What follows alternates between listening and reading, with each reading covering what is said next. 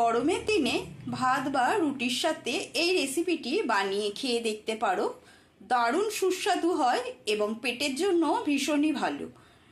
রেসিপিটি প্রথম থেকে শেষ পর্যন্ত দেখার অনুরোধ রইল। নমস্কার বন্ধুরা, হ্যাপি উইথ গোপা কুকিং চ্যানেলের আরও একটি নতুন পর্বে জানাই তোমাদের সকলকে স্বাগতম। এই কোয়াশ দিয়ে দারুণ সুস্বাদু একটি রেসিপি তৈরি করব। প্রথমে এখানে নিয়েছি একটা বড় সাইজের স্কোয়াশটা খোসাটা উপরে ছাড়িয়ে নেব। প্রথমে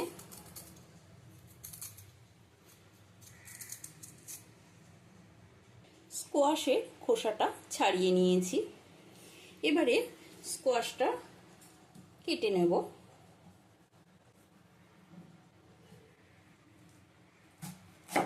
প্রথমে দুফালা করে কেটে নিলাম, আর এই যে ভেতরে যে বীজটা আছে বীজটা ফেলে দেব।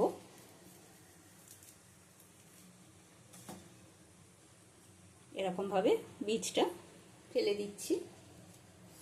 এবারে পাতলা পাতলা করে ছোট ছোট করে টুকরো করে কেটে নিতে হবে।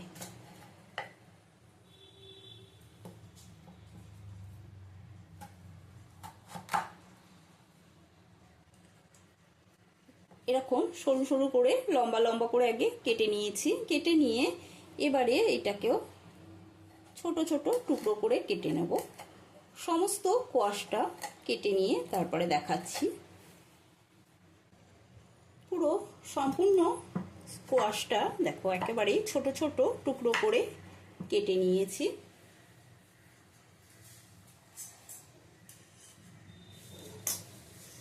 যতটা ছোট করে কাটা যাবে খেতে কিন্তু ততই ভালো হবে। এবারে কোয়াশটা আমি ভালো করে একটু ধুয়ে নেব। একটা বাটির মধ্যে জল নিয়েছি, জলের মধ্যে কোয়াশগুলো দিয়ে ভালো করে ধুয়ে নিতে হবে। ভালো করে ধুয়ে জল থেকে তুলে নিচ্ছি। গ্যাসে একটা পাত্রে জল গরম বসিয়েছি, জলটা ফুটতে শুরু করেছে। এবারে জলের মধ্যে দিয়ে দেবো আমি লবণ। এই লবণ জলের মধ্যে টুকরো করে কেটে নেওয়া কোয়াশটা দিয়ে দেবো। কোয়াশটা দিয়ে একটু ভালো করে সেদ্ধ করে নেব। নেড়ে ছেড়ে আবারও ঢাকা বন্ধ করে দিলাম, বন্ধ করে সেদ্ধ করে নেব। কোয়াশটা সেদ্ধ হয়ে গেছে, এই দেখো পুরোই সেদ্ধ হয়ে গেছে। এবারে কোয়াশটা নামিয়ে জলটা ঝরিয়ে নেব। একটা ছাঁকনির মধ্যে ঢেলে দিয়েছি জলটা ঝরিয়ে নেওয়ার জন্য। নিয়েছি এখানে 150 গ্রাম টক দই। এই রান্নাটায় দইয়ের ব্যবহারটাই বেশি হবে, কোনো মশলার ব্যবহার হবে না। দইটা ভালো করে ফেটিয়ে নেব।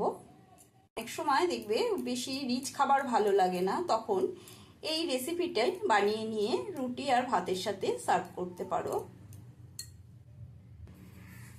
দিয়ে দেবো এর মধ্যে স্বাদ অনুসারে লবণ। লবণটা দিয়ে দইটা ফেটিয়ে নেব। ইউটিউব চ্যানেলে যদি নতুন বন্ধু হয়ে থাকো তবে চ্যানেলটি সাবস্ক্রাইব করে নেওয়ার অনুরোধ রইল। পাশে থাকা বেল আইকনটা প্রেস করে দেবে যাতে আমার রান্না নিত্য নতুন নোটিফিকেশানগুলো সবার আগে তোমাদের মোবাইলে পৌঁছে যায়। আর যদি ফেসবুক থেকে দেখো তবে পেজটি ফলো করার অনুরোধ রইল।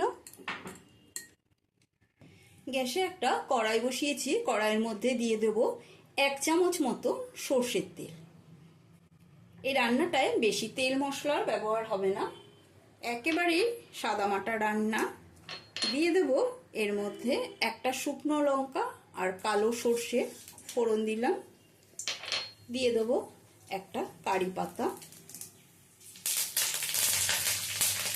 এবার একটু ঢাকাটা বন্ধ করে দিচ্ছি যাতে ফোড়নটা বাইরে ছিটকে না আসে।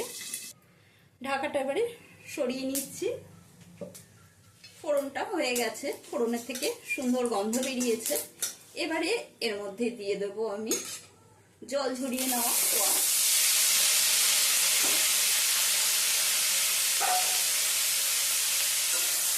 কোয়াশটা দিয়ে নেড়ে চেড়ে নেব।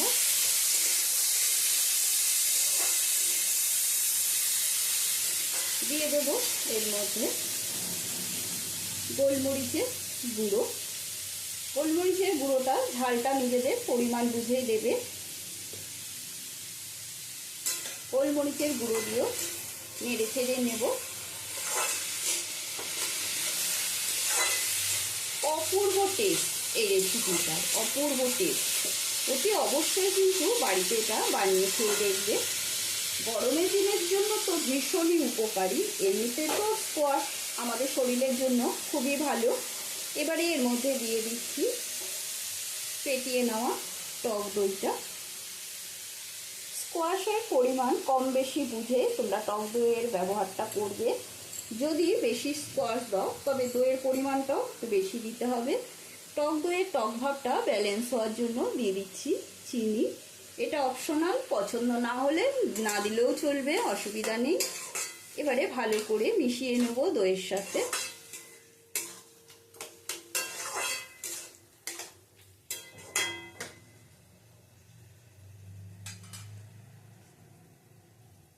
আবারও 2-3 মিনিটের জন্য ঢাকাটা বন্ধ করে দিলাম। 2-3 মিনিট বাদে ঢাকাটা তুলে নিচ্ছি। ওয়াও, খুব সুন্দর কিন্তু গন্ধ বেরিয়েছে। ভালো করে নেড়ে ছেড়ে নিতে হবে। আজকের মতো স্কোয়াশের রেসিপিটি কমপ্লিট। ভীষণই সাধারণ একটা রেসিপি, কিন্তু খেতে কিন্তু অসাধারণ। এই রেসিপিটি বানিয়ে ফ্রিজে রেখে দেবে, তারপরে ঠান্ডা ঠান্ডা পরিবেশন করবে। খেতে কিন্তু অপূর্ব লাগে।